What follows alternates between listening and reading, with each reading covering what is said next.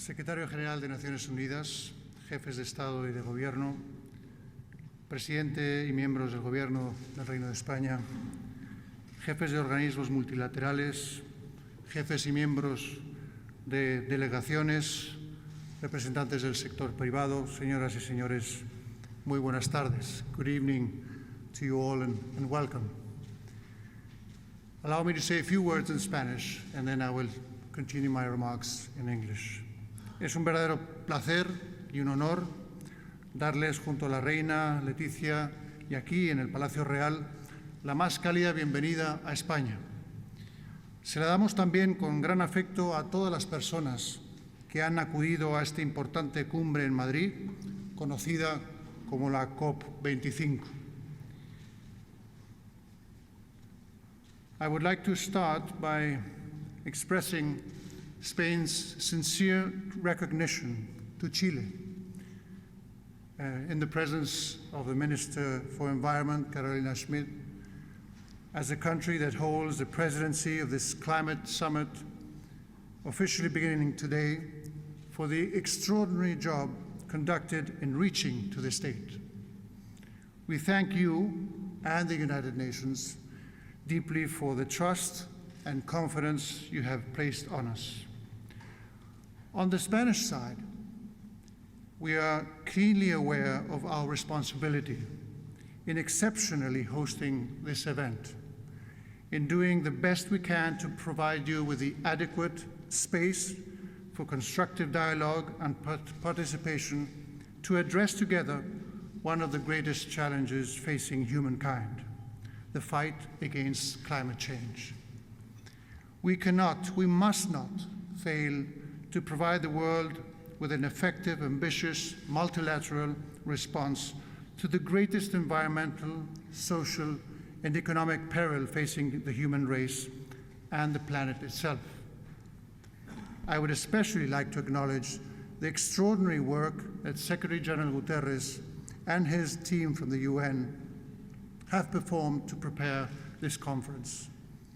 Also allow me to thank all of those coming from both national and local public services and institutions, as well as from the private sector and NGOs that are helping, supporting, and sponsoring this enormous effort to make sure everything runs smooth and safe throughout the entire duration.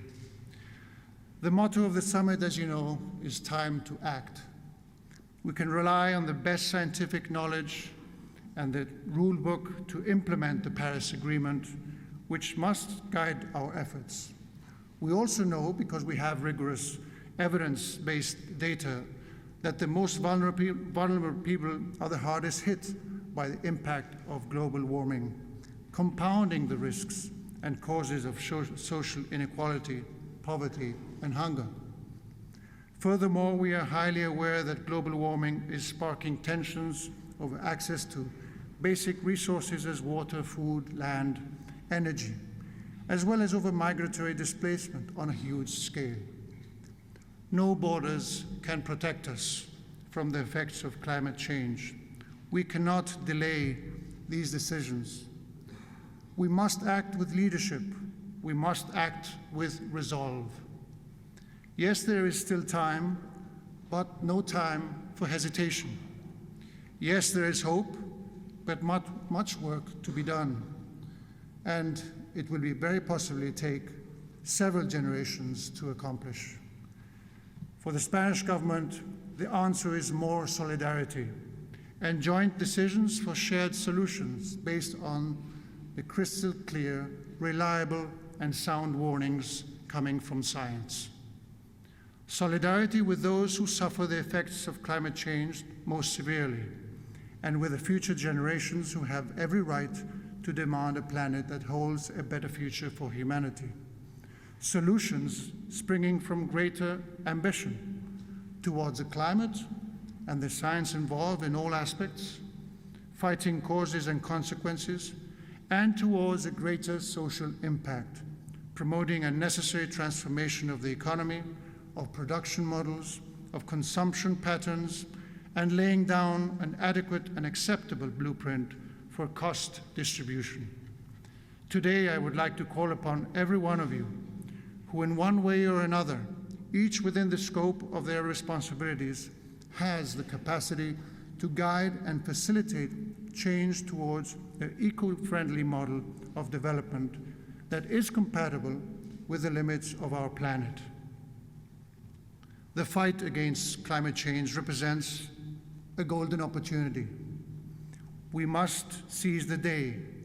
Ecology or environmental consciousness and economics are not incompatible. Quite the contrary. What we call climate ambition is a drive to achieve a cohesive society and a competitive economy that leaves no one behind. I am convinced that this Conference of the Parties will continue to promote those measures that are essential for us to make progress on the climate action agenda through participation and through agreement. Before concluding my remarks, I would like to thank EcoEmbas, whose socially responsible orchestra of recycled instruments is with us at this reception, as well as the Foundation Biodiversidad, for sharing with us a great selection of images shown here this evening that will capture only some of our beautiful natural treasures. I wish you now a very fruitful conference, so it may be successful in meeting its objectives and therefore in bringing hope to all of us living on this privileged, blessed, and, as far as we know, unique blue planet we call Earth, our common home. Thank you very much and enjoy the evening.